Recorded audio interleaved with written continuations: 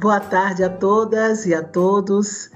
É uma honra estar aqui com vocês através do Instituto Avon para iniciarmos esta prévia do nosso Outubro Rosa. Quero agradecer a presença de todas e todos em nome da nossa diretora executiva, Daniela Grelan, a nossa coordenadora da causa do câncer de mama, Mariana Lourencinho, e a toda a equipe do Instituto Avon, com Renata Rodovalho, com Juliana, com a Beatriz e com a Laila. E eu, Regina Célia, estou como gerente de causas do Instituto Avon, exatamente com a causa do enfrentamento às violências contra meninas e mulheres. E é um prazer enorme estarmos aqui, em Todos Juntos contra o Câncer, falando com vocês sobre esse momento tão especial. Estamos aqui com presenças ilustres, como a doutora Cristiana Tavares, doutora Juliana Francisco, a nossa psicóloga Mariana Luz, a Patrícia Dias e a Sabrina Parlatori. O câncer de mama é o segundo tipo de câncer mais comum no Brasil e o mais incidente no mundo, ultrapassando em 2020 o câncer de pulmão. Um ano na vida da mulher que não conseguiu fazer seus exames de rotina e receber o diagnóstico precoce da doença representa impacto considerável nas chances de controle e cura. Segundo o Instituto Nacional do Câncer, o INCA, mais de 49% das mulheres não estão realizando seus exames de rastreamento da doença, devido ao distanciamento social causado pela pandemia no ano passado. De acordo com a própria instituição, estima-se que mais de 66 mil mulheres vão apresentar casos de câncer de mama entre os anos de 2020, 2021 e 2022. A descoberta tardia impacta nas chances de cura das pacientes e aumenta as possibilidades de diagnósticos, já com a doença em fase avançada, possivelmente com metástase, o que para a ciência hoje significa não mais possibilidade de cura e, portanto, essa mulher terá que tratar o câncer como uma doença crônica. Assim, o Instituto Avon tem como um dos seus objetivos reduzir o número de mortes pela doença no Brasil, dedicando-se a auxiliar em respostas públicas que facilitem o acesso das brasileiras a direitos fundamentais, dentre eles as leis dos 30 e 60 dias. Trazemos também uma novidade. A causa do câncer de mama e a causa da violência contra a mulher estão juntas, dialogando sobre dores, mas também sobre esperanças, sobre superação às mulheres, tanto mulheres com diagnóstico precoce do câncer de mama, como também das mulheres que estão em situação de violência. Queremos dizer para vocês, vocês não estão sozinhas. Pois, conforme eu anunciei, estamos focando a importância de um movimento recente de aproximação, produzindo projetos em conjunto entre as duas causas, na perspectiva de ampliar as garantias de direitos que já existem e promover, através do exercício ativo da cidadania, o acesso à justiça e aos direitos das mulheres. Nós queremos também, nesse grande propósito, fortalecer toda e qualquer ação que promova uma vida digna, sabendo quanto ambas as temáticas atravessam a vida das mulheres. E neste ano, o nosso Outubro Rosa, o Instituto Avon terá como campanha direcionada para a importância do diagnóstico precoce do câncer de mama, início de tratamento em tempo adequado e o acompanhamento periódico, preventivo da doença com o tema Todo Mundo Tem Peito, Cuide do Seu. Então, para dar as boas-vindas a vocês, nós queremos chamar aqui a Sabrina Parlatori, que vai conduzir brilhantemente este evento tão relevante. Boa tarde a todas vocês da nossa equipe de vendas, de todas as mulheres Avons e de todas as mulheres do Brasil. Sabrina, é com você. Regina, que importante ter você aqui com a gente, que fala maravilhosa, muito obrigada, boa tarde a todos, é um grande prazer estar mais uma vez ao lado do Instituto Avon, que lida de forma tão responsável e delicada com essas duas causas, o câncer de mama e a violência contra as mulheres. Eu, para quem não sabe, tive câncer de mama aos 40 anos de idade em 2015 e, como vocês podem imaginar, foi um período muito difícil na minha vida, muito delicado, mas que eu contei com uma rede de apoio muito forte, e essa rede de apoio foi assim fundamental para o sucesso do meu tratamento. E imaginar uma mulher passando por uma situação dessa, por um tratamento tão difícil, uma situação tão delicada como o enfrentamento do câncer de mama, e ainda tendo que lidar com medo, com angústia diante de uma possível ameaça de violência, seja ela física ou psicológica, dentro de casa, é muito triste e muito difícil. Bom, eu gostaria de chamar a nossa primeira convidada, que é a doutora Cristiana Tavares. Ela é oncologista clínica do Hospital Universitário Oswaldo Cruz e da Neo Redditor Hospital Memorial São José e Hospital São Marcos. Ela é doutoranda pela Unifesp e na sua tese de mestrado, ela trouxe à tona um fator muito importante para o câncer de mama, a violência doméstica, seja ela física ou psicológica. Das 200 mulheres entrevistadas pela médica na sua dissertação de mestrado, 84 descobriram a doença após terem sido agredidas pelos seus maridos ou por seus namorados. E isso representa 42% dos casos analisados. Bom, esses e outros dados serão apresentados agora, então, pela doutora Cristiana, para a gente começar a nossa conversa. Boa tarde, doutora Cristiana, seja bem-vinda. Boa tarde a todos. Boa tarde, Sabrina. Boa tarde a todos do Instituto Avon, no nome de Regina, que conversamos, e assim eu fiquei encantada com todo o trabalho dela, com toda a história. E é um prazer estar aqui no Congresso Todos Juntos contra o Câncer. Num dos primeiros congressos eu estive presente, fiz um lançamento de um dos meus livros aí, então é um prazer estar junto com vocês, agora falando um pouco do câncer de mama, da violência, e trazendo à tona um assunto tão importante e que precisa... e que tem uma dimensão que vai além da fronteira educacional, a fronteira médica, mas social. Então, acho que todos precisam estar juntos nessa causa e falando desse tema e abrindo as portas para esse tema. Então, a gente vai falar um pouco sobre o câncer de mama e a violência contra a mulher, em que ponto esses dois problemas de saúde pública, eu acredito que são duas pandemias, a gente não enfrenta só uma pandemia do Covid, mas o câncer de mama é uma pandemia também, a violência contra a mulher também, então são dois problemas sérios de saúde pública. Nós precisamos estar atentos.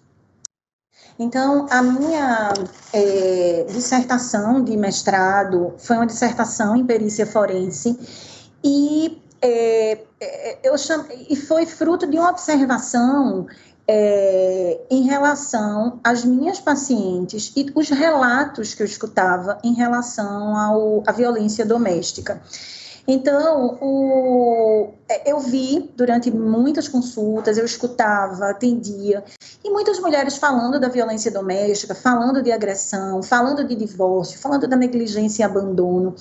Então, me veio à tona tentar fazer alguma correlação, né? Será que a violência doméstica, ela era desencadeada pelo câncer de mama, ou seja, após uma cirurgia, após uma mastectomia, ou de repente o tratamento que essa paciente passava, mudanças na questão hormonal, no humor, ou até na questão do corpo, eram essas as alterações que levavam a se ter violência doméstica, negligência, abandono, violência física, psicológica, rejeição, ou o contrário.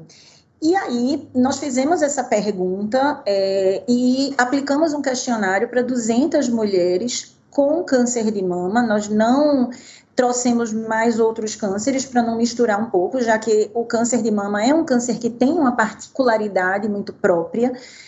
A mama, ela é um órgão que tem muito a ver com a feminilidade, com o feminino, com ser mulher, com a amamentação. Então, a gente vê o quanto a mama representa esse ser mulher. As campanhas publicitárias, elas exibem mamas, os protestos sociais, essas mulheres exibem as mamas, queimam sutiãs em praça pública, e a mama está à mostra. E é um órgão que, de repente, pode estar extremamente sensibilizado quando você é rejeitado como feminino, rejeitado como mulher. Então, por isso, a razão de nós termos escolhido o câncer de mama. Então, a defesa foi a influência do diagnóstico do câncer de mama na violência conjugal contra a mulher, na violência perpetrada por parceiro.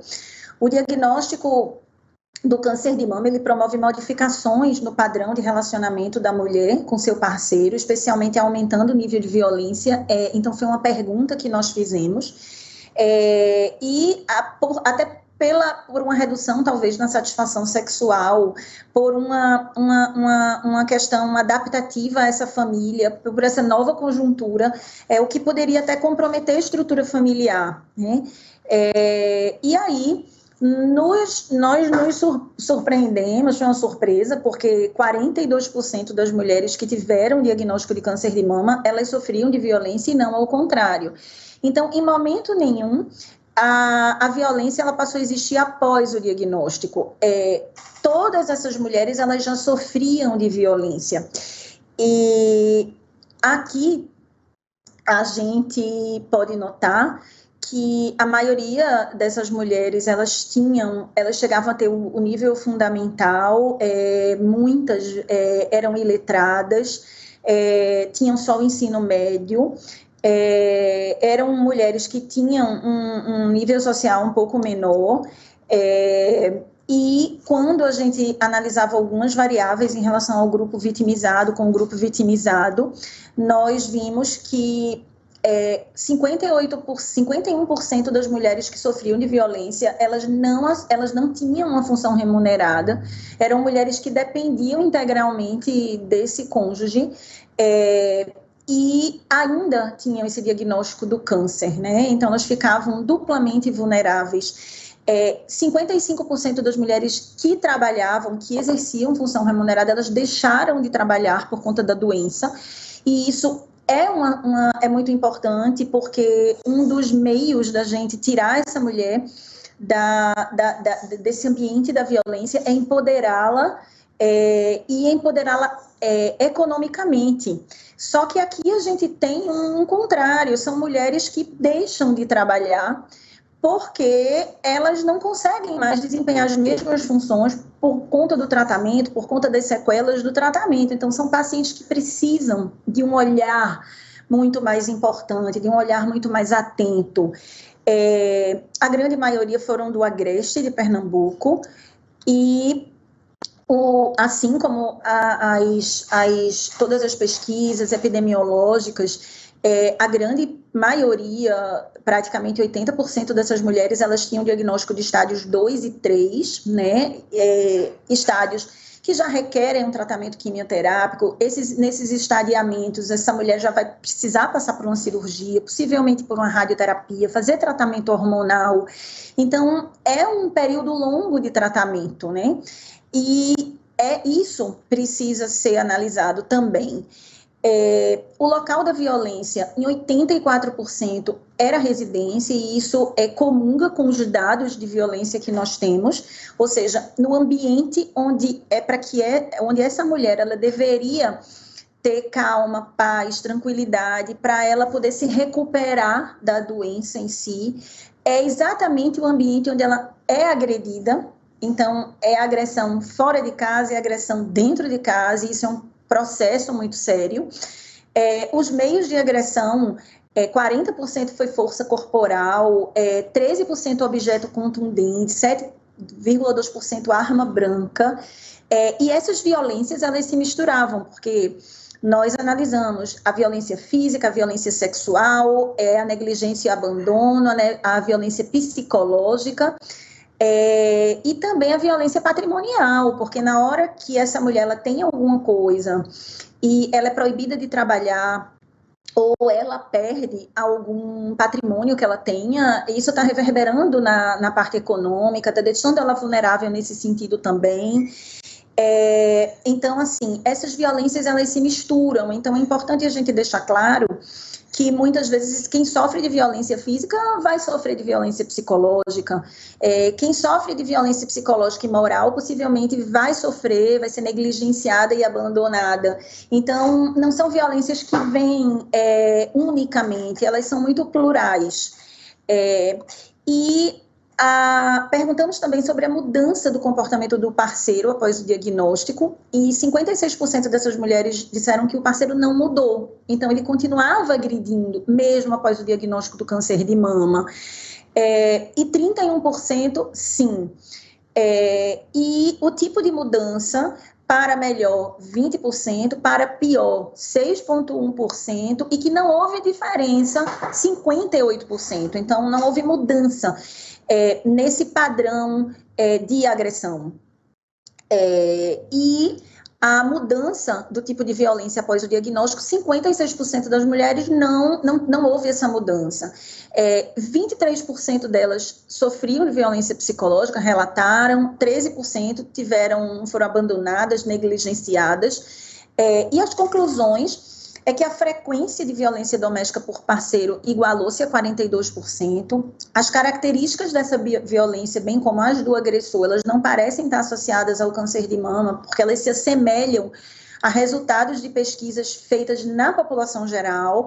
É importante incluir a investigação sobre violência conjugal na anamnese. Então, isso foi algo que nós abrimos na nossa defesa, né? Então, essa paciente, ela vem tratar de câncer, e violência doméstica não é um assunto que é assunto entre marido e mulher, não é assunto só doméstico, não é aquela história do não meter a colher no relacionamento dos outros. Na hora em que você... essa violência, ela pode ser um dos tipos de estresse crônico, e ela pode desencadear situações como o câncer, como outras doenças, como absenteísmo ao trabalho, problemas mentais sérios, e toda uma questão de saúde pública, e alterações na vida doméstica, com filhos que têm baixo rendimento escolar.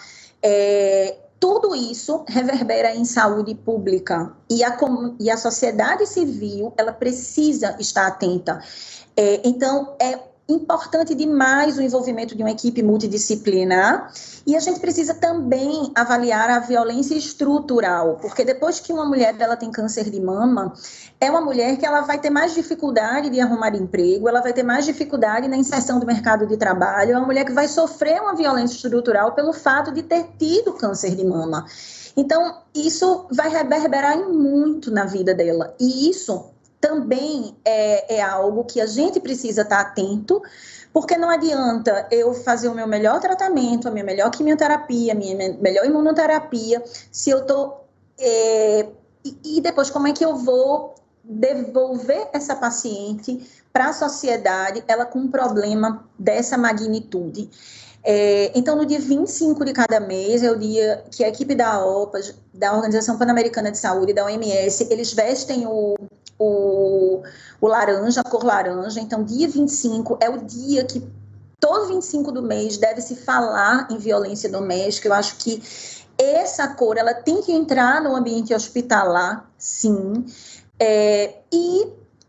Baseado nisso, baseado nesses dados, a gente desenvolveu e está desenvolvendo o projeto do doutorado, que é um DINTER do Hospital do Câncer de Pernambuco com a Unifesp, porque já desde 200 anos depois de Cristo, Galeno, ele já afirmava que mulheres melancólicas, elas eram mais susceptíveis a problemas da mama comparado a mulheres otimistas. Então, isso já é uma observação muito antiga.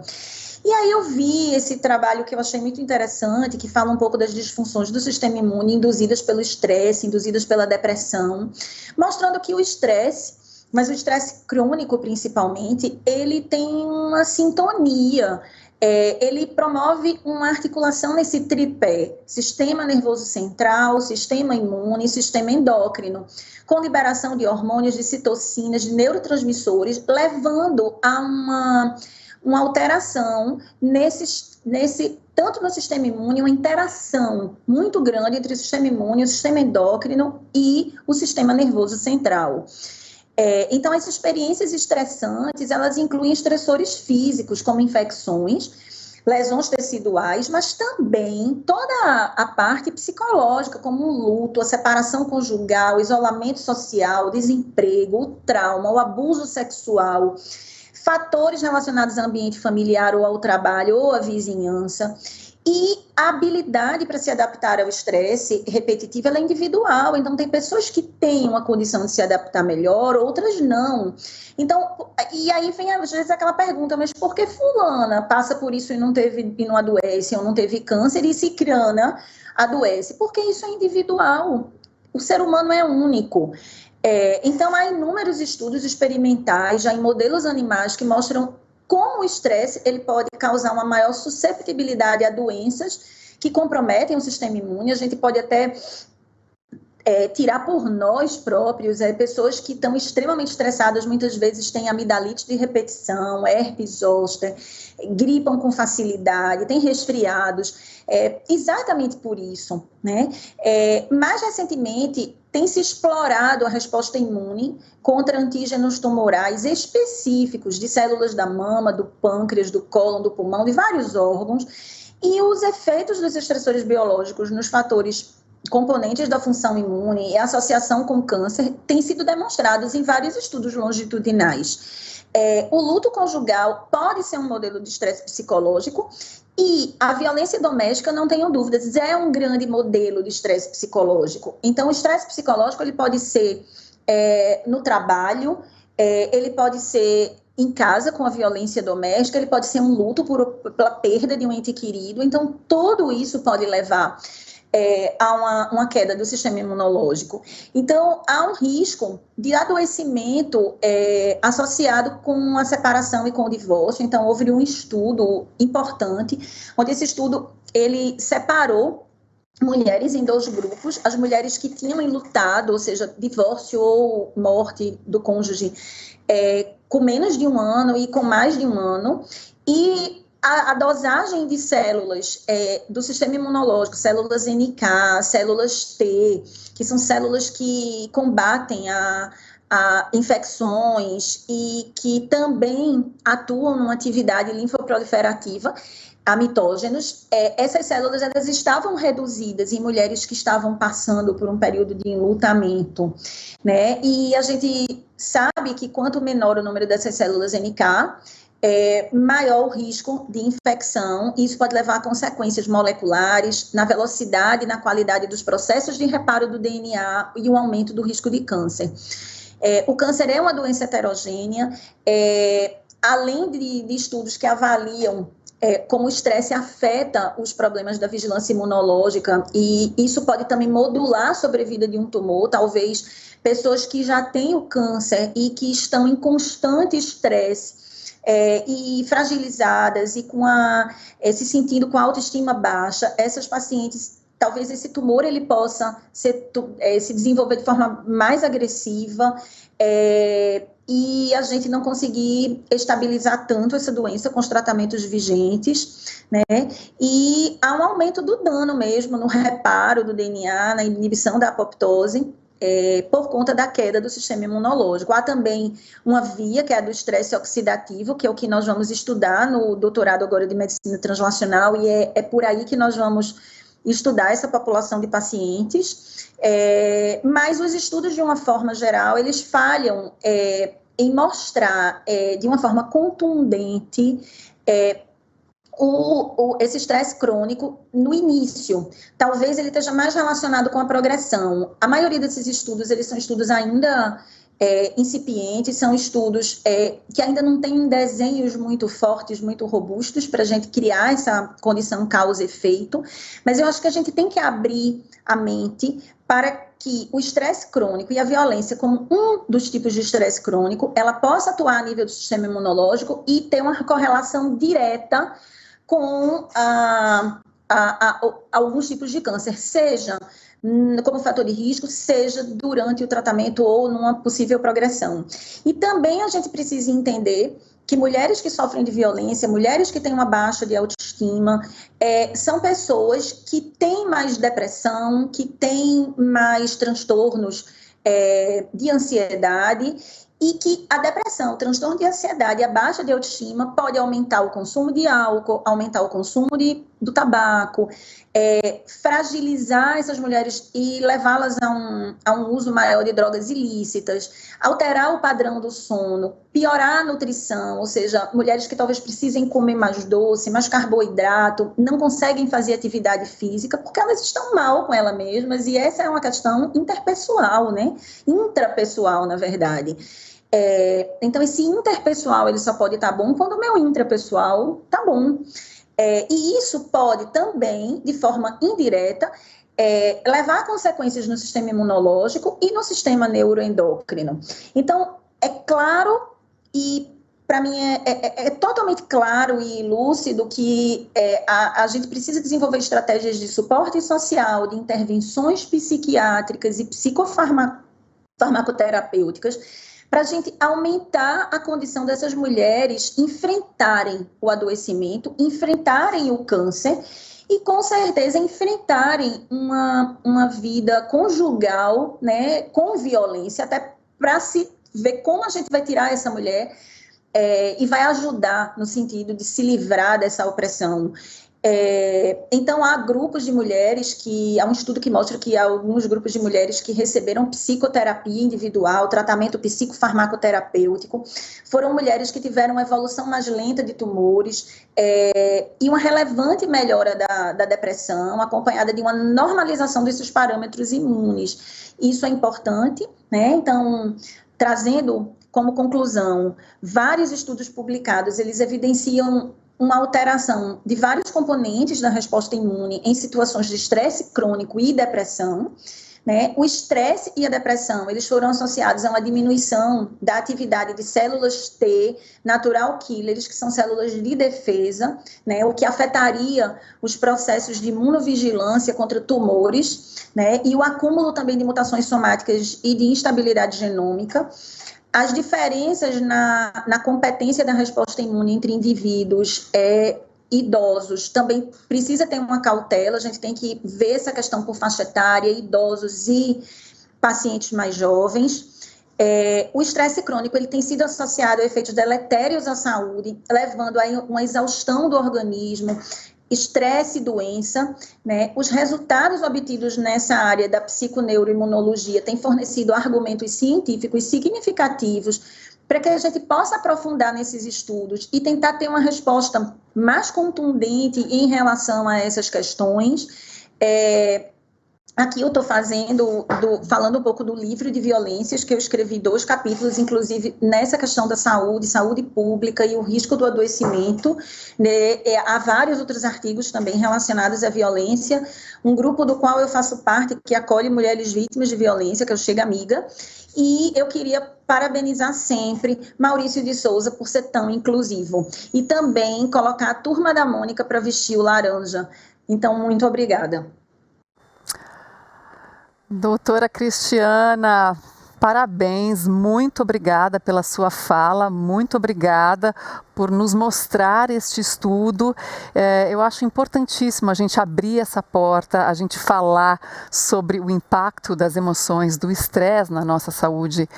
Que estudo importante você traz para a gente, que coisa boa e que coisa importante o Instituto Avon permitir, né, que esse assunto seja abordado dessa forma.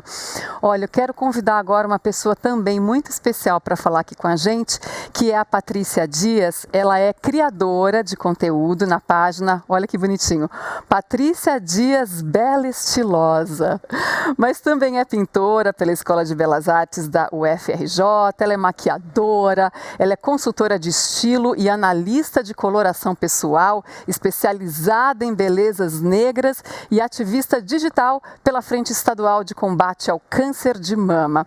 Patrícia, ouvindo a pesquisa da doutora Cristiana, a gente pode ver que situações de violência contra as mulheres não são tão raras quando falamos das pacientes com câncer de mama, né? Mas antes de mais nada, eu gostaria que você contasse a sua história. Bem-vinda, Patrícia. Muito obrigada. Eu estou muito feliz de estar aqui, estou muito feliz com o convite do Instituto Avon, da Mariana, de estar aqui falando, e pensar que alguns anos atrás, antes de 2017, eu acreditava que não tinha relevância nenhuma, que me sentia tão culpada, com tanta violência, e eu acreditava na palavra do meu agressor, e eu acabava acreditando que eu não merecia estar aqui, não merecia falar, e toda vez que eu falava, ele dizia que eu estava falando demais, e assim, estar aqui falando é muito importante, até para alertar outras pessoas, para que outras mulheres não sofram, para que os culpados possam ser punidos e não repitam a agressão. E eu falar também é um pouco terapêutico, né? Que aquilo que eu passei é verdade e que aquilo não deve acontecer com mais ninguém. Eu passei 20 anos num relacionamento abusivo e desde os primeiros dias do relacionamento ele já dava sinais, mas eu achava que não poderia conseguir algo melhor, então eu tinha que aceitar aquilo que eu estava recebendo. Era isso ou nada.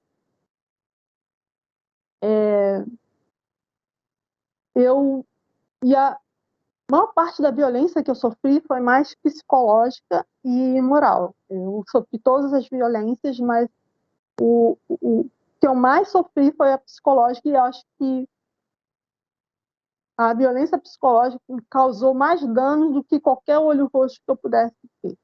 Eu tive esses olhos roxos, mas foram poucos comparado com, com outras pessoas que são. Eu acho que a violência psicológica ela é invisível, sabe?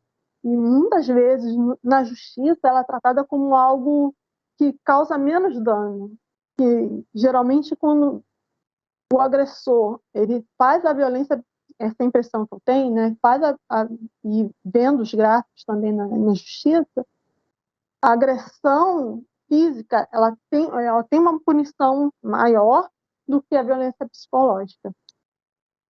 Eu descobri não descobri, né? Eu tenho um exame meu de 2013, quando a minha filha estava com 2 anos, e ela, eu amamentei ela até 1 ano e meio, e ela já não queria mais mamar na minha mama direita.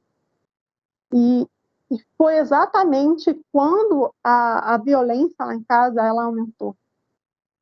Ela, então, quando ela nasceu, quando eu estava grávida, a violência psicológica ficou mais forte, maior. Eu me sentia muito mais oprimida e eu peguei esse exame, fiz esse exame em 2013 e deixei ele na gaveta porque eu achava que não merecia viver. Eu queria mais morrer para poder não sofrer mais aquilo que eu estava sofrendo. Eu cheguei a falar com algumas pessoas, mas as pessoas não entenderam que aquilo era errado. Eu não entendi que aquilo era errado. Eu sabia de certa forma lá no fundo que não era para acontecer, que era errado, mas ao mesmo tempo eu achava que era assim mesmo, que homem era assim mesmo. Então eu fiz esse exame, mas para que eu ia levar no médico para poder me cuidar se eu não merecia viver? Se eu não, se eu me sentia super culpada, super. Eu tinha enxaqueca quase todos os dias. Eu cheguei a lascar, a quebrar o dente da frente, de tanto que eu rangia os dentes acordada. E eu vivia com isso aqui doendo, tensa, porque eu apertava a mandíbula. E vivia, e só ia no médico mesmo para alguma coisa de emergência. Então, assim, quando eu comecei a entender o que era que eu estava passando, eu comecei a querer a sair dessa violência, a sair dessa situação, começou a aumentar mais ainda o abuso. E eu, nesse meio tempo, começou a piorar muito. Quando eu fiz esse exame em 2013, já tinha uns pontinhos, já parecia como se fosse uma rendazinha mais fechadinha. Já tinha vários pontinhos. E quando isso já em 2017, eu deixei esse exame guardado na gaveta até 2017, eu peguei e o exame, a minha pele já estava comprometida, eu já estava com os caroços maiores debaixo do braço e já estava sentindo muita dor. Como eu já estava começando a querer cuidar e entender que aquilo tudo era violência, eu falei, eu tenho que ir no médico. E só que quando eu comecei a cuidar da minha saúde, eu comecei a entender que eu não podia ficar mais naquela situação. E eu não queria mais aquilo para mim, que aquilo não era saudável. Só que ele começou a me ameaçar, a tirar o meu plano de saúde, falar, você tem certeza que você vai se separar de mim? Se você se separar de mim, vai ficar sem plano de saúde. E eu ainda aguentei alguns meses para poder continuar me tratando com plano de saúde, que eu não sabia, eu também não tinha ideia dos meus direitos, que eu poderia continuar com esse plano de saúde. E, assim, quando eu comecei no final de 2017, e ele fez um escarcéu, um motivo para a briga, eu falei, gente, não aguento mais, eu posso ficar sem plano de saúde, tem o SUS é maravilhoso, e eu tenho que sair disso, porque eu não vou continuar, porque eu cheguei numa situação que ou eu vivia,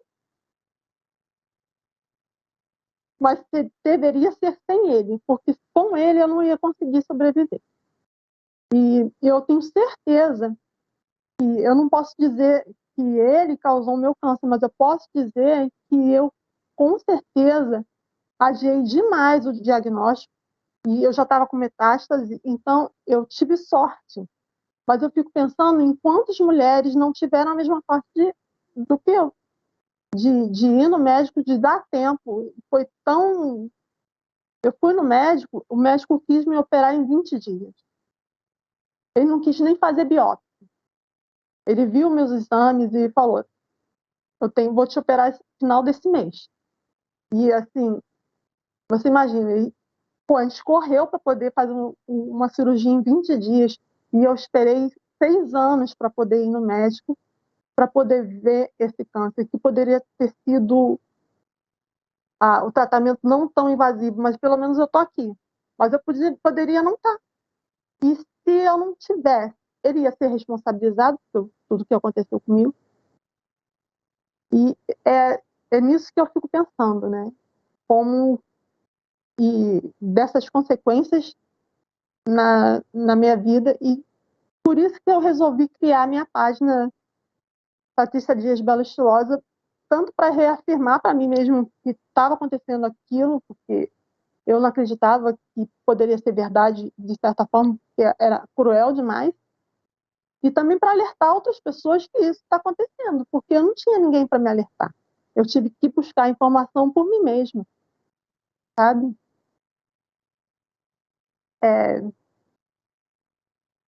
E foi a partir daí que eu comecei a viver mesmo de verdade, porque depois de 20 anos eu não estava vivendo mais. E é isso. Patrícia, que corajosa a tua fala. Eu agradeço demais assim você contar essa história para a gente. Certamente a tua história vai ajudar, vai inspirar muitas mulheres que passam, né, pela mesma situação que você passou. Agradeço demais, você é linda, corajosa, forte, está lutando pela tua vida, pela tua saúde, trabalhando, e só tenho a agradecer mesmo por essa grande inspiração que você é, viu? Obrigada por estar aqui com a gente. Parabéns ao Instituto Avon por trazer essa história tão bonita, tão impactante aqui para todo mundo nessa tarde, não é? Que emocionante, assim. E eu gostaria de aproveitar e conversar com a doutora Juliana Francisco, ela que é mastologista pela Sociedade Brasileira de Mastologia, membro do Comitê Técnico do Instituto Avon, mestre em Ciências da Saúde na área de Oncologia Ginecológica e Mamária pela Unicamp, especialista em imagem mamária pela Unicamp e preceptora da Residência Médica de Mastologia da Prevent Senior. Doutora Juliana, gostaria que você fizesse uma reflexão, né, sobre a realidade da paciente em relação aos medos e desafios que ela vai enfrentar, né, quando uma paciente chega com um diagnóstico desse de câncer de mama. Gostaria que você falasse sobre isso, né? Quais são as primeiras palavras, né, a se dizer para uma paciente? Sim, obrigada primeiro pelo convite, por estar aqui com pessoas tão especiais, né? E a gente tem aí já duas situações. A Sabrina começou já a conversar com a gente, né, no início, o quão importante foi a rede de apoio, né, que ela teve no momento do diagnóstico. E a Patrícia, o que ela teve, a força que ela teve que ir além, né, do que a mulher precisa nessa situação, para ir atrás e buscar o seu tratamento, né? Então, quando a mulher se vê frente até uma suspeita, né, de um câncer de mama ou até com o diagnóstico, ela chega para a gente como se tudo tivesse acabado, como se aquilo fosse uma sentença de morte para ela. E hoje a gente sabe que não é, felizmente não é, né? Temos dois exemplos aqui fantásticos. Então, o nosso papel principal é colocar um norte e dar, né, que a gente fala que a gente tem um mapa a ser seguido, né, e para cada um de uma maneira. Então, a nossa função, principalmente da área da saúde, é pegar, acolher essa mulher nessa situação e colocar para ela tudo que ela vai percorrer, né, cada passo, e estar junto com ela a todo momento. Seja o suporte, né, como até a doutora Cristiana falou, o suporte científico, que é fundamental, mas o suporte emocional, né, é de extrema importância, né? Então, nós somos a primeira porta ali para ela, né? Então, dar todo esse suporte para ela no momento. E ter família, amigos, pessoas próximas a ela é de extrema importância também. Então, tentar pegar essas pessoas também, né, para estar junto durante o tratamento, explicando para eles a importância deles estarem um passo à frente dessa mulher, né, para eles sempre estarem preparados ao que ela vai enfrentar. Porque, como até já foi dito, a mama é o símbolo da feminilidade, né? Então a mulher já imagina que ela vai perder essa identidade dela, e os efeitos do tratamento não são fáceis, né? A cada um tem um tratamento específico, mas aquela mulher que vai passar por uma quimioterapia ou até um tratamento um pouco mais brando tem um efeito cosmetológico muito importante. Isso impacta demais em como ela vai enxergar o tratamento. E, infelizmente, a gente tem, por mais que a cirurgia seja a menor possível, que não mexa tanto na estética da mama, ela se sente mutilada mesmo com essa cirurgia, por melhor que seja o resultado, né? Hoje, né, nós temos a lei também da reconstrução mamária, que é importantíssima, tanto no SUS quanto no privado, mas mesmo assim é difícil para aquela mulher perder a sua mama, mesmo reconstruída, mesmo aquele aspecto bonito para a gente, né? A gente acha que o aspecto tá bom, mas para ela não é a mesma coisa, né? Então, é importante o papel de todo mundo para buscar essa autoestima dela, né? Estimular cada vez mais. Então, estimulá-la a sempre estar bem no tratamento, a se maquiar.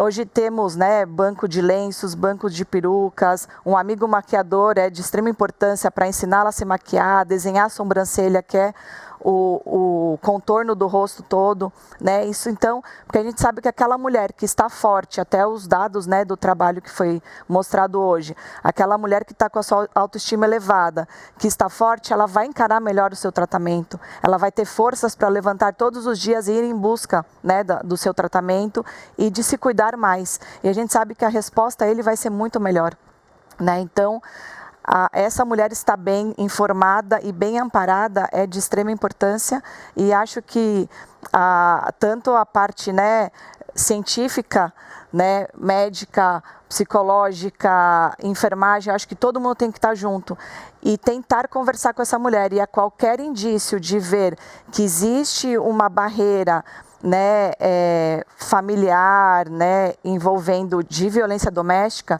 da gente também ter esse cuidado, né, esse olhar de abordar e tentar dar mais suporte ainda para ela sair dessa situação e ficar bela, estilosa, como a Patrícia e como a Sabrina. Obrigada. Até gostaria de aproveitar e dar um pouquinho do meu depoimento, né, sobre isso, assim, o quanto foi importante, como eu mencionei, uma rede de apoio comigo naquele momento do tratamento, né, eu passei por quimioterapia, por radioterapia, por cirurgia, e o quanto aquilo me fortaleceu, né, a minha mãe, que foi uma figura, assim, central, né, naquele processo todo, eu sempre dizia, eu não sei se eu teria suportado tudo isso se não fosse minha mãe comigo, me dando apoio, me dando força, levando lanchinho na quimioterapia, ligando, sabe assim, tias, primas, sempre com aquela mensagem de manhã boa, positiva, dando esse suporte, esse apoio. É realmente muito, muito importante a gente estar bem psicologicamente para enfrentar tudo que a gente enfrenta, que é muito difícil, né? As reações adversas, né, do tratamento, principalmente da quimioterapia, são inúmeras, né, são inúmeras reações que a gente tem e sofre. Então, quanto melhor a gente puder se sentir, puder passar pelo processo todo, mais bem sucedido vai ser o tratamento, sabe? Isso me ajudou, eu focava sempre na solução do problema, eu focava sempre no final do tratamento, eu visualizava isso, e com essas pessoas ao meu lado me apoiando, assim, fez toda a diferença, doutora. É realmente impressionante. E me entristece demais, assim, imaginar uma mulher passando por todo esse sofrimento e ainda por cima não tendo essa rede de apoios e muito pelo contrário, né, sendo ameaçada de violência, sofrendo, né, de fato uma violência, seja ela psicológica, física. É realmente, assim, não dá para imaginar uma dor como essa, né? E eu gostaria de aproveitar e apresentar aqui a Mariana Luz, ou Mari Luz, como ela prefere ser chamada. Ela é empreendedora social, psicóloga, mentora, consultora, ativista política e autora de 3 e-books sobre relações raciais e autocuidado. Então, Mari, seja bem-vinda e gostaria que você falasse, né, sobre esse cenário emocional no tratamento do câncer de mama. Bem-vinda, obrigada. Obrigada, Sabrina. Obrigada a todas que já falaram. Realmente eu queria começar acolhendo Patrícia, sua história é incrível. Obrigada por compartilhar.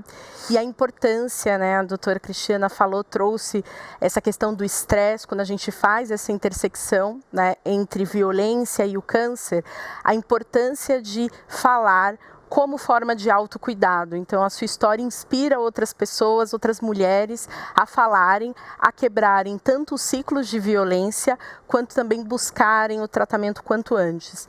Acho que uma das primeiras coisas para a gente falar aqui, como destaque, é que quando a gente está em situação de violência, é muito difícil a gente se cuidar. Você falou no seu depoimento, né? É muito difícil a gente conseguir olhar para a gente, pensar na gente como um ser integral. Pensar no nosso físico, mas também pensar no nosso emocional. Muitas vezes o agressor nos proíbe de fazer isso. O agressor, ele faz chantagens como o seu agressor fez, né? Então vou deixar você sem o plano, sem o seu convênio, se você separar de mim, você não vai poder se cuidar. E a gente está tão dentro dessa rede da violência, muitas vezes, que a gente não consegue ter os cuidados mínimos, como o autoexame ou outros tipos de cuidado. Então, essa intersecção que a doutora Cristiana trouxe na pesquisa, ela é extremamente importante. E o estresse, eu não tenho dúvidas, ela falou que ainda as pesquisas estão iniciais, mas a psicologia ela já olha para o trauma como ele produz uma série de substâncias tóxicas no corpo, né? A gente tem a neurobiologia do trauma. Um outro ponto que eu acho que é importante também é a gente pensar como que algumas dicas para que as mulheres possam lidar, né, tanto com a questão da violência quanto com o câncer de mama. Então, pensar que a alimentação e atividade física, que é uma coisa que a gente pouco fala, às vezes, nas questões emocionais, mas dependendo do que a gente come, isso impacta na nossa saúde emocional. Também pensar que o autoexame e os exames de rotina são imprescindíveis, né, para a gente diagnosticar precocemente câncer de mama, entre outras doenças. Claro, vou puxar a sardinha para o meu lado e falar de terapia, porque é muito importante. Então, também a possibilidade de fazer terapia, e eu sei que quando as mulheres estão em situação de violência, é muito difícil, porque a gente tem um agressor ali entre ela e a ajuda, mas para aquelas que conseguem, sim, fazer terapia é muito importante. E uma última coisa que eu acho, duas coisas, sobre os mitos, né, tanto do câncer de mama quanto na violência, a gente tem alguns mitos que a gente precisa romper. Né? Então, algumas perguntas, algumas coisas que a gente fala para mulheres que estão sofrendo e que não é legal. Não é legal fazer comparações com o corpo, não é legal dizer que essa mulher ela apanha porque quer, ela gosta de estar nessa situação. Muitas vezes não é legal trazer comparações, eu tenho uma colega e aí ela fez assim, ela fez tal tratamento alternativo, né? Então deixar para que essa mulher ela busque, né, com qualidade atendimento técnico, né, de médicos, de psicólogos, para que ela possa fazer esse tratamento. E a última coisa que eu quero deixar aqui é um recado para todas as mulheres que possam estar vivendo essa situação, né, tanto de violência quanto um diagnóstico de câncer, a gente pensar no nosso projeto de felicidade, né? Você falou tão bem do afeto, né? Não dá pra gente terminar falando qualquer coisa de psicologia sem falar de afeto, o poder que o afeto tem. Então, essa rede de apoio, o que traz de afeto pra gente, nos ajuda tanto a romper ciclos de violência, quanto a gente se cuidar. Então, eu desejo, assim, para todas que vão nos assistir, que estão nos assistindo, que possam se cuidar, recorrer à sua rede de apoio, fazer os seus exames de rotina e pensar na felicidade, porque uma coisa que a violência tira da gente, muitas vezes o medo de uma doença também tira da gente, é esse projeto de felicidade pessoal. Então, é possível vivermos sem violência e também nos cuidarmos em relação ao câncer de mama. Que bonito. Eu acho que é isso, né? A gente buscar a felicidade. Muita gente me pergunta, né, qual foi o impacto do câncer de mama na minha vida, o que eu aprendi com isso, o que eu fiz com isso, né? Eu acho que é muito isso. A gente quer ser feliz, quer fazer o nosso dia valer a pena, buscar caminhos, né, que deixem a gente mais feliz, com mais propósito. Então, por exemplo, a música acabou entrando na minha vida depois do câncer de mama. Fico até emocionada. Desculpa, gente. Eu sou meio manteiga. A Patrícia começou a falar, eu já comecei a me derreter aqui, me emocionar muito. Porque é muito isso. E a gente é um todo, né? As nossas emoções e o nosso corpo físico, está tudo interligado, né? E eu até gostaria de comentar algo que eu acho que eu nunca comentei nas minhas palestras e tudo mais, que tem a ver com esse estudo da doutora Cristiana, que como o estresse já impactou minha vida em muitos momentos. Eu, aos 26 anos de idade, tive herpes zoster, que ela mencionou ali no estudo dela. Que justamente ocasionado pelo estresse, né? Uma doença que não é comum em jovens, pois eu tive aos 26 anos. E eu me lembro muito da médica infectologista dizendo, olha, Sabrina, e eu passava por momentos de muito estresse no trabalho. Ela falou, olha, você trate de mudar o teu estilo de vida, porque a única explicação para a tua herpes zoster é o estresse, porque se você não mudar o teu estilo de vida, sabe o que vai acontecer com você no futuro? Você vai ter um câncer. E depois que eu tive o câncer de mama, eu lembrei dessa história. Então, assim, eu acho que tudo isso serve de lição. É importante a gente expor, a gente falar para as pessoas e alertar, né, para a importância da gente cuidar das nossas emoções, para a gente cuidar do que a gente coloca para dentro do nosso corpo, da nossa mente, né, porque isso impacta muito, assim, diretamente a nossa saúde. Bom, eu quero agradecer demais, assim, a presença de todas vocês aqui. Que aula, né? Que aula pra gente, assim, de humanidade. E eu quero as considerações finais de cada uma de vocês, para quem quiser falar mais uma vez. Estou vendo que a Regina já está a postos ali. É isso, Regina? Estou aqui sim, Sabrina, e impactada, né, entusiasmada pela pesquisa da doutora Cristiana, impactada pelo relato da Patrícia, não é? E, assim, muito confiante nas observações que foram destacadas pela doutora Luciana e também o que fala aqui a Mariana Luz. É interessante, eu queria só mesmo destacar sobre essa questão do estresse e da depressão, que já é infelizmente, uma forma como a mulher em situação de violência, ela vive. Foi muito interessante quando a doutora Cristiana falou de relato de mulheres que previamente já sofriam a questão da violência e que a questão do diagnóstico não foi suficiente, deixa eu só ver aqui, não foi suficiente para que o autor da violência parasse. Ou seja, 56% das 200 que ela entrevistou disseram que a violência continuava. Né? Então, a gente precisa verificar que, como eu disse logo no início, essas mulheres, não é, essas duas causas se unem pela dor. Mas essas duas causas, apesar de se unirem pela dor, nós estamos aqui para dizer a estas duas mulheres, não é, que estão com essas duas causas, que nós estamos oferecendo uma estratégia, e é uma estratégia segura, para que elas possam começar a sair desse grilhão chamado violência, não é? E que muitas vezes, qual seria a estratégia segura? É quando a gente fala, o conhecimento, ele traz isso. A gente fala da questão, tanto do câncer de mama, como também da questão da mulher em situação de violência. Observe como foi seguro para a Patrícia quando ela começou a romper este ciclo e ela resolveu colocar isso numa rede social, usar devidamente a rede social, de uma forma humanizada, de uma forma adequada. Ela não viu essa superação só para si, ela quis compartilhar e está compartilhando com outras mulheres. Observe que uma mulher linda dessa, não é, já teve o pensamento de abandonar a vida, mas como é importante quando a gente tem alguém que estende as mãos, não é?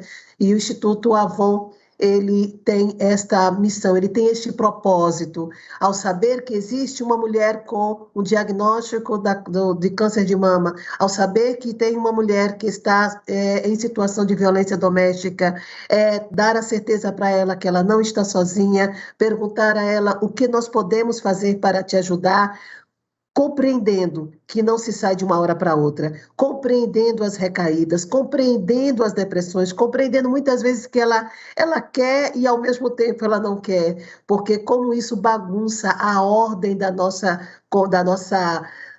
compreensão mental, né? Isso bagunça, essa situação, ela nos deixa realmente em desatino, e é necessário muitas vezes a gente parar, respirar, ter alguém que possa nos escutar muito, ouvir muito. Acho que a doutora Cristiana, quando ela iniciou, ela falou assim, escutando o relato das mulheres, e a questão que ela sugere da anamnese, de introduzir na anamnese, não é, uma questão sobre a violência conjugal, como isso é importante. As mulheres querem ser ouvidas, não é, que é o processo, a escuta é o ponto de partida, não é, da cura, da vida. Não é? Então, é nessa perspectiva que eu acredito que nós possamos seguir acolhendo todas as outras informações, estratégias e exemplos, como a Patrícia aqui nos trouxe, e dizer para cada uma de vocês, mulheres que estão aí, da Sabrina, a Patrícia, a Cristiana, a Mari, né, e a doutora Luciana, minha gente, muito obrigada. Obrigada as contribuições que vocês têm dado para cada uma de nós. Doutora Juliana Francisco, desculpa. Quero agradecer imensamente a você, doutora Juliana, que tem essa parceria nossa com o Instituto Avon, com a Mariana Luz, também nossa parceira, agora uma nossa nova integrante, doutora Cristiana Tavares. Não ficamos por aqui, vamos prosseguir, não é? A você, Patrícia, vamos colocar mais pessoas para acompanhar a tua rede e a toda a equipe. Muito obrigada. E a Mariana Lourencinho, que tem sido essa coordenadora maravilhosa dentro da nossa equipe do Instituto Avon e que não é, a protagonista de todo esse movimento do Outubro Rosa, na prévia, em setembro, com todos juntos contra o câncer. Muito obrigada. Obrigada, Regina, que lindo. Muito obrigada mesmo por você estar com a gente, esse ser lindo de luz. Patrícia, você gostaria de falar mais alguma coisa, querida? Queria sim. Eu queria fazer um pedido. Eu fico muito feliz em ver uma pesquisa dessa, porque eu tinha muita dificuldade de encontrar pesquisas e dados sobre isso. E essa pesquisa, e pedir que os profissionais envolvidos não só com câncer, mas com a saúde da mulher, eles entendam que várias violências, vários fatores atravessam a história de uma mulher que podem afetar a saúde dela. Não só a violência doméstica, mas a cor da pele, a condição social, que podem afastar essa mulher de procurar um cuidado, de ter um diagnóstico precoce, ou de até mesmo de repente não ter um câncer ou ter um câncer mais tarde, e esse câncer e essas coisas aparecerem mais cedo. A gente vê como que o estresse afetou uma mulher e ela a Sabrina teve herpes, teve o câncer, e como que a mulher, ela sofre tanto com o gênero, tanta pressão, que ela tem que dar conta de tudo, tem que dar conta do trabalho, tem que dar conta da casa, e como que isso afeta a saúde. Não só analisar os dados e incluir esses dados, também ouvir a mulher, porque cada uma passa por uma coisa de um jeito, e isso afeta como que vai ser a saúde dela. E eu queria também falar, se tivesse alguém que passou por isso, ou que pelo câncer ou pela violência doméstica, que ela tem que procurar informação. Eu sei que não é fácil, mas procurar informação, procurar cuidar da saúde, procurar gostar de si mesma, e que eu só consegui me livrar disso e conseguir cuidar da minha saúde quando eu passei a me olhar com mais carinho e gostar de mim mesma. E também agradecer por estar aqui hoje. Eu sou muito grata por vocês me ouvirem. Que lindo, Patrícia. Nós que agradecemos demais a tua participação, tão importante, tão necessária, tão inspiradora e que vai ajudar muita gente. Obrigada e parabéns pela tua história, viu? Um beijo para você. Doutora Cristiana, suas considerações finais. Gente, eu estou aqui me coçando para falar. Eu fiquei encantada com o depoimento da Patrícia. Queria elogiar as palavras de Regina. Juliana foi precisa no que ela falou, nos cuidados. Mas eu acho que Patrícia citou muitas coisas assim muito interessantes. Vejam que a baixa de autoestima dela, por conta disso, ela atrasou os exames de detecção precoce do câncer. E isso, a gente tem dados que mostram que mulheres que sofrem de violência e que têm baixa de autoestima, elas retardam ou negligenciam os exames de rastreio de câncer de colo de útero e de detecção precoce do câncer de mama, mamografia. Então, são mulheres que dão muitas entradas em hospitais, em emergências, com queixas mais somáticas, dor no peito, sintomas respiratórios, dor na pelve, pela ansiedade, mas que negligenciam exames, que são exames fundamentais para o rastreio e detecção precoce do câncer. Então, há dados em relação a isso. E eu também queria dizer aqui que também há estudos que mostram o quanto a emergência e muitas vezes o hospital é a porta de entrada de mulheres que sofrem de violência. Então, aquelas mulheres que recorrentemente estão nas emergências com a dor no peito, ansiedade, dificuldade de respirar e que são negligenciadas, são tidas como aquelas pacientes poliqueixosas, que assim, só vivem no hospital, então se pede muito exame, os exames eles não são elucidativos, isso desgasta a paciente, desgasta o profissional de saúde, mas os exames realmente importantes não são pedidos. Então, é muito importante, em termos de saúde pública, haja um fluxograma nas emergências, porque as emergências muitas vezes são a porta de entrada da mulher que sofre de violência e elas são simplesmente negligenciadas. E o serviço de saúde também. Então, incluir essa questão da violência na anamnese dessas pacientes, fazer uma rede de apoio, que foi tão falado aqui, e a gente mostra com determinados estudos a questão da intervenção psicológica, a intervenção psiquiátrica, a função da assistente social nesse sentido, dos grupos de psicologia, do trabalho em grupo para não deixar essa mulher sozinha, ela ter amparo, ela saber que ali tem a psicóloga, tem as amigas que fazem parte do grupo de apoio. Isso fortalece uma pessoa que está em estado de vulnerabilidade, e nesse caso de dupla vulnerabilidade, né? Então, ter alguém que escute, mas, de repente, o diagnóstico inicial da violência ele pode ser dado nos serviços de emergência ou nos serviços médicos, e é por isso que a gente precisa ter esse cuidado, fazer essa pergunta e ter essa preocupação, porque a gente pode salvar uma vida, não é só o câncer, mas salvar uma vida de uma pessoa vítima de violência e de toda uma família. Então, é importantíssimo que nós, profissionais de saúde, nós tenhamos essa capacidade de entender isso e de ajudar e acolher, né? E de trazer a nossa sociedade para um grau maior de evolução, porque é absurdo quando a gente pensa de uma forma muito simplória. Nós temos que nos reunir aqui para ensinar as pessoas a não serem violentas, para ensinar as pessoas a gostarem do outro, independente da cor, independente da raça, independente do credo, independente do gênero. Mas, infelizmente, nós ainda precisamos ensinar muito e educar muito. Então, essa é a palavra que eu deixo, de gratidão a todos vocês e de um trabalho que ele precisa ser contínuo, para que a gente tenha êxito e deixe esse legado para outras gerações e outras mulheres. Muito obrigada.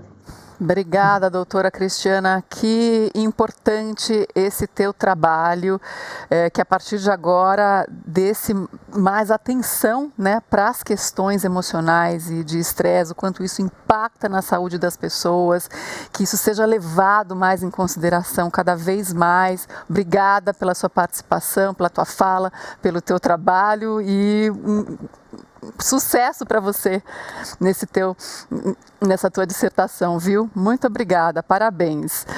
Doutora Juliana, gostaria de dar as últimas palavras hoje aqui. Só primeiro agradecer a todos, ao trabalho incrível que cada um aqui faz, e acho que o principal recado é as mulheres cada vez mais terem a certeza de que podem contar, né, principalmente com o Instituto Avon, né, nas duas causas, e que sim, né, temos exemplo aqui da Patrícia, que a gente consegue reverter a história, e o principal é em busca da sua felicidade, como a gente aprendeu aqui com a Mari, e sempre qualquer dúvida, qualquer alteração, procurar uma rede de apoio necessária para, né, conseguir enfrentar tanto a violência quanto o câncer de mama, e que ela vai sair vitoriosa com certeza.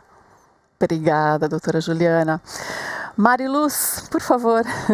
Obrigada. Eu só queria agradecer muito o Instituto Avon pelo convite, principalmente pelo trabalho tão importante nessas duas causas, de pensar essas intersecções. E o meu recado final é do autoconhecimento, né? Quando a gente tem o autoconhecimento, ou seja, quando a gente se conecta com a gente, nós somos capazes de nos cuidarmos, a gente vai fazer os nossos exames, a gente vai buscar a nossa felicidade e a gente não vai querer ficar numa situação de violência, porque a violência ela tira algo que é muito precioso, que é a nossa liberdade de escolha, o nosso desejo de felicidade, né? Então, minha palavra final é essa, né? Que a gente tenha uma sociedade em que as mulheres sejam livres e felizes. É isso que eu desejo para todas nós. Que lindo isso, muito obrigada. Eu quero agradecer demais a participação dessas mulheres incríveis que tanto nos ensinaram hoje aqui. Parabéns pelo trabalho de cada uma de vocês. Eu agradeço demais ao Instituto Avon pelo convite em estar aqui, né, presenciando tudo isso, tantas informações importantes. E eu quero dizer que a partir de agora a gente abre para as perguntas de vocês, do nosso público virtual, da nossa plateia virtual. Nós estaremos à disposição para responder, então, as perguntas de todos vocês. Muito obrigada.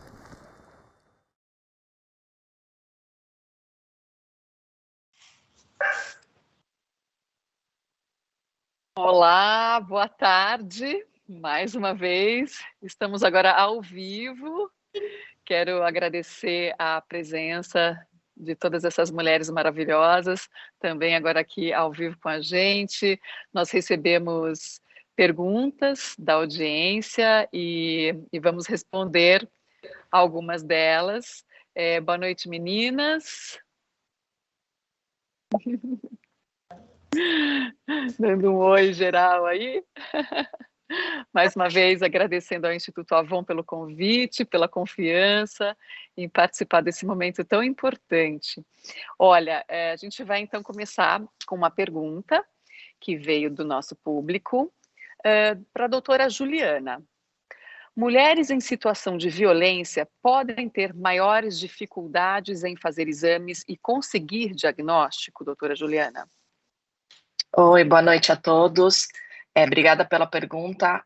Com certeza isso é uma barreira muito grande para o diagnóstico precoce nessa situação, porque muitas vezes nós temos a situação que a mulher está de violência e o próprio parceiro não a deixa ir procurar assistência.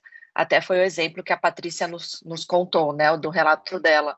Então, infelizmente, por preconceito, ciúme e outras situações, ele não a deixa ir procurar assistência. Então, infelizmente, quando essa mulher consegue, né, acessar o sistema de saúde, ela já acaba tendo um diagnóstico muito mais avançado do que ela teria quando ela quis procurar ou fazer seus exames. Então, para as mulheres, independente, procurem ajuda, contem, né, mais uma vez com o Instituto Avon e com todas as causas, com, né, o trabalho que a doutora Cristiana também faz, e vão atrás de realizar os seus exames e cuidar da sua saúde.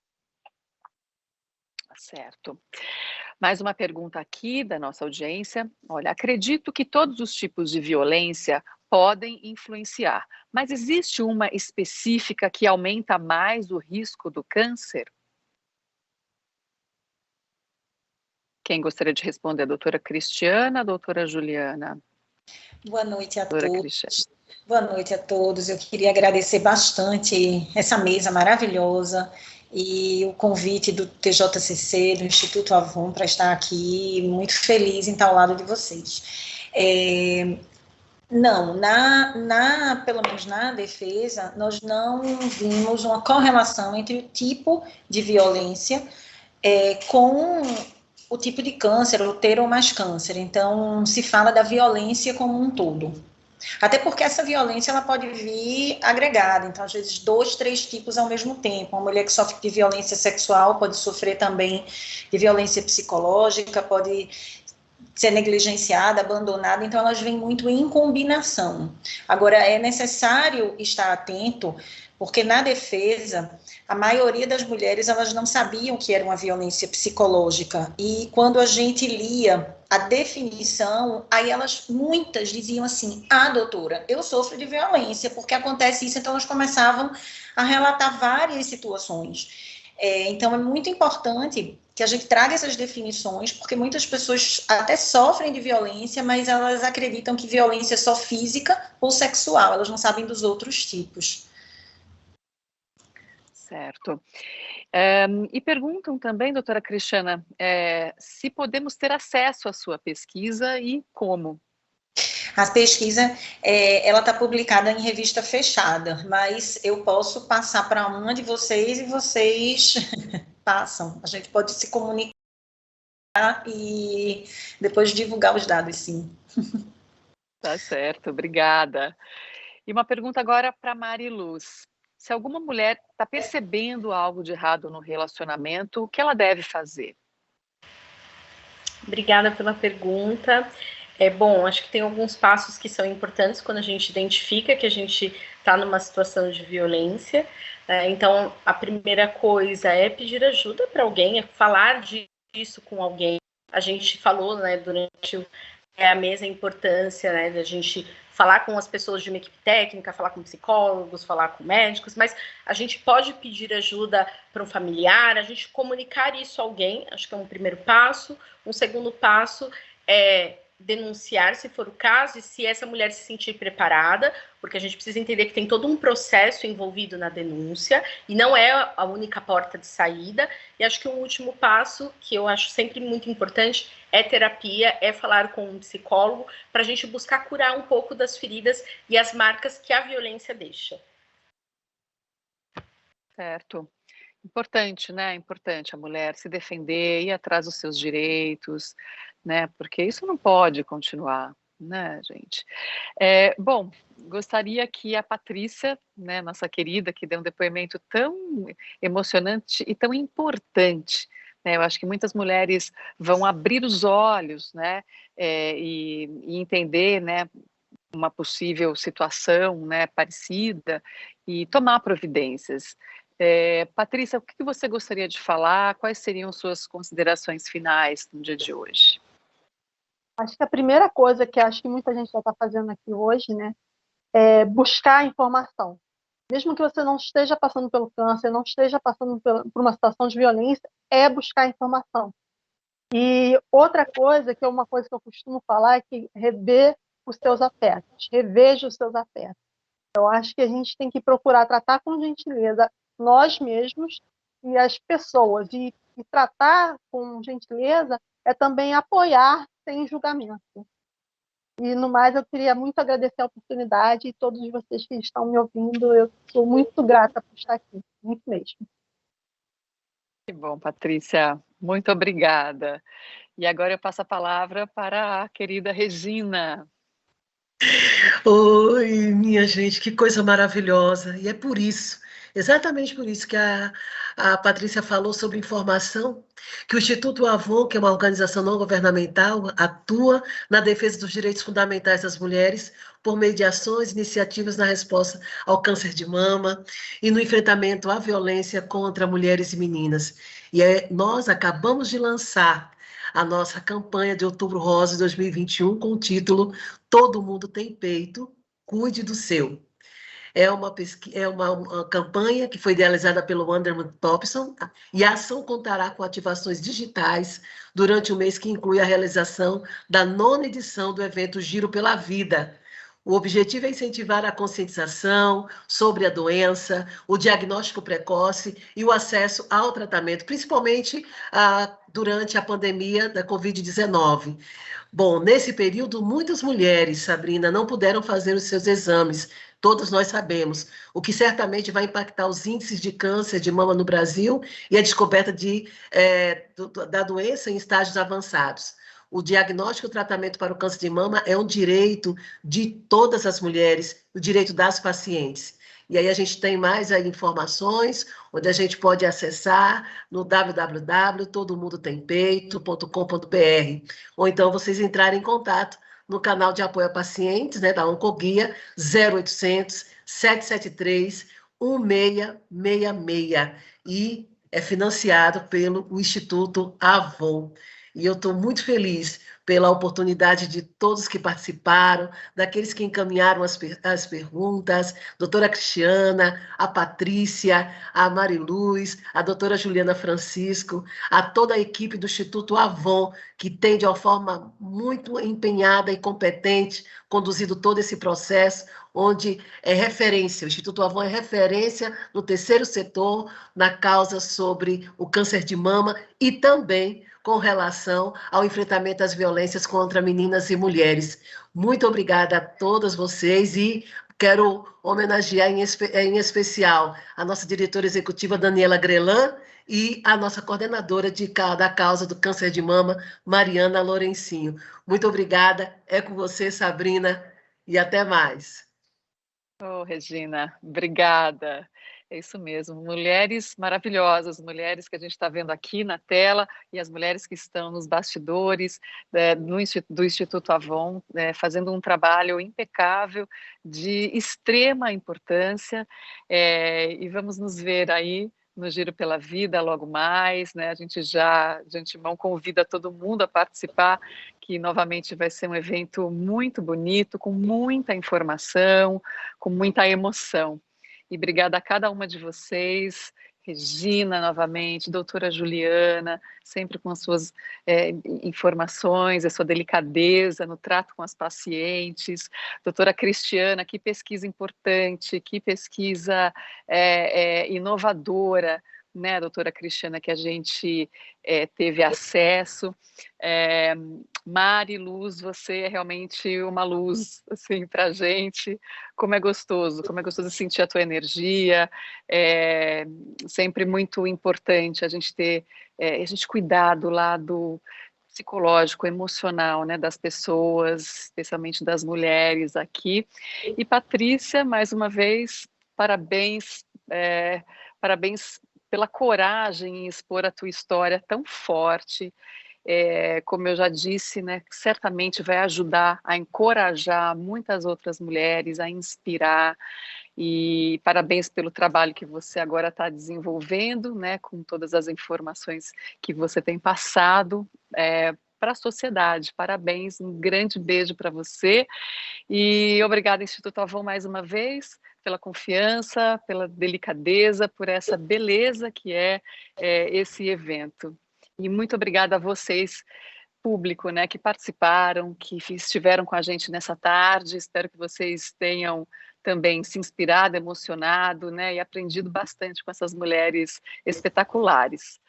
Obrigada, gente, uma ótima noite, um grande beijo e até a próxima. Tchau, tchau.